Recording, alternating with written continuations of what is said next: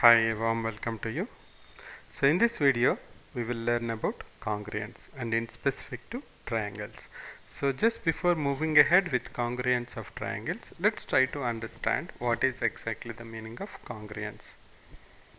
In layman language, congruence is nothing but is equal to equal. Suppose you say that A and B got equal marks. So what are we trying to say here? We are actually comparing the number, the magnitude of the number in both the marks. But when it comes to the objects, to compare the objects, suppose I want to say triangle ABC is equal to triangle DEF, we have to really explore and see what like number in terms of marks, what I have to say are equal so that I can say that they both are equal. That's nothing but congruence. So congruence is equal in all respects. When I say equal in all respects, it's nothing but with respect to the shape and size. Let us have a look at the triangles drawn here. If you have a look at this triangle and look at this triangle and the third triangle, you can see that the first triangle and the third triangle are of the same shape. Yes? No, they are of exactly same size almost. You can see the height and you can see the base, but their shape is different because one seems to be a acute triangle and another is a right angle triangle. Similarly, you look at the first and second triangle, you see that they are of both same shape, but actually they are of different size. So congruence means exact replica of a particular object. In layman terms, if we want to understand that, let us say that if two objects are congruent, so if you are able to physically put one on top of the other such that their vertices coincide, their vertices are basically their sides coincide, you will see only one object instead of two objects. That's nothing but congruence. But it's not physically possible to always do that. So mathematically we have to prove that two objects are congruent. To prove two objects or specifically two triangles are congruent, I have to understand which parameters of triangle or which parts of triangle I have to say congruent. So as we said earlier, equal in all respects is with respect to shape and size. You can see here, as I said earlier, second and third are of same shape, but the size is different. Whereas first and third are of same size, but the shape is different.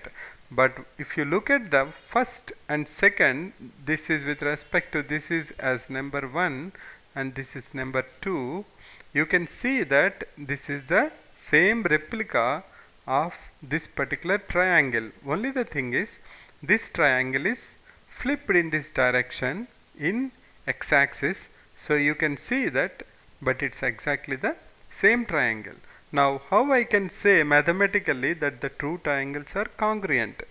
As we said, objects shape and size determines. So in triangle, if you see, the size is given by the sides, size is given by the sides of the triangle, and the shape is defined by the angles between the sides of the triangle.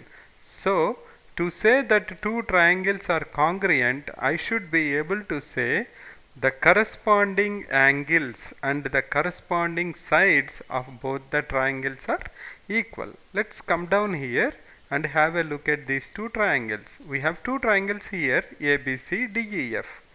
If I want to prove that ABC is congruent, we say congruent this way, ABC is congruent to DEF, I will be saying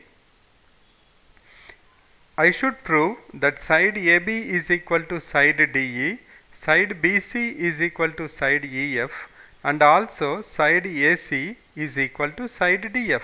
Not only that, I should be also able to prove that angle A is equal to angle D.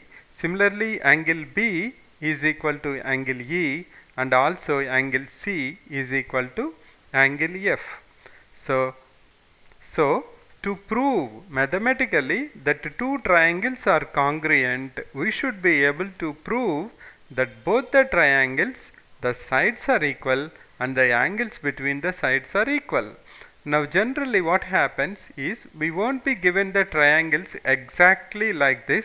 We will be given the triangles which are flipped or rotated, so that it will be little bit confusing. But what we have to see very clearly is, we have to see what are the lengths of the sides, what is the angle between the sides with respect to both the triangles. With the help of that, we should be able to find out exactly side to side comparison of the both the triangles. Okay. Now till now, suppose this is a triangle ABC, we have the freedom to say this triangle as ABC, BCA or CAB. But when we are comparing, when we are saying that two triangles are congruent, we have to be very careful with the way how we are representing the triangle, because when I say ABC is congruent to DEF, I am saying that AB is equal to DE. You can see that AB is equal to DE, BC is equal to EF, and also CA is equal to FD. This is with respect to the sides. Not only that, we are also saying that angle A is equal to angle D. We are also saying that angle A is equal to angle D, angle B is equal to angle E, and also angle C is equal to angle F.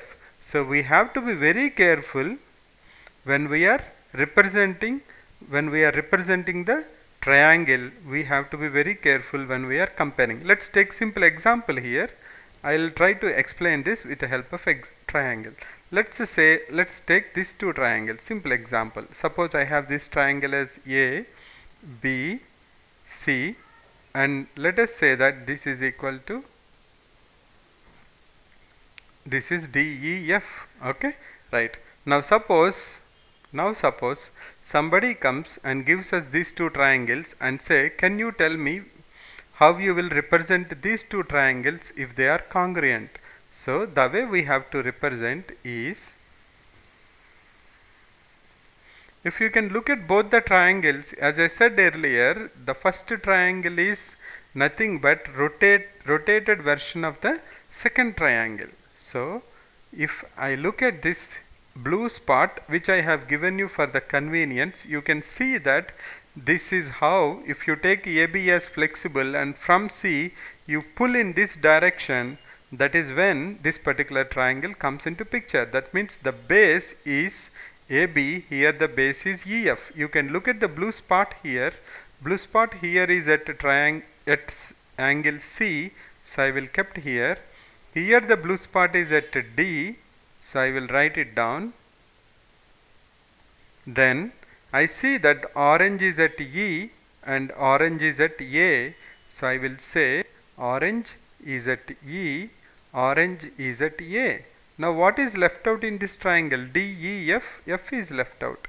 What is left out in this triangle? BCA.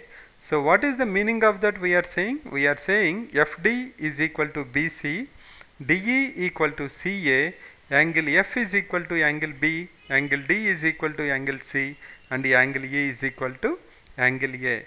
So when we are doing the problems with respect to the congruence, we have to very cautiously look at the angle between the sides and the length of the sides, and then find out exactly how both the triangles are related to each other. Sometimes they will be given one superimposed on other side, sometimes they will be given as flipped version or rotated version. So in the next video we will see what are the different types of congruence, meaning, are we have to every time prove that all the sides are equal and all the angles are equal to say that two triangles are congruent, or are there any easier version for me, so that looking at the triangles I can say by this particular rule I can say that these two triangles are congruent.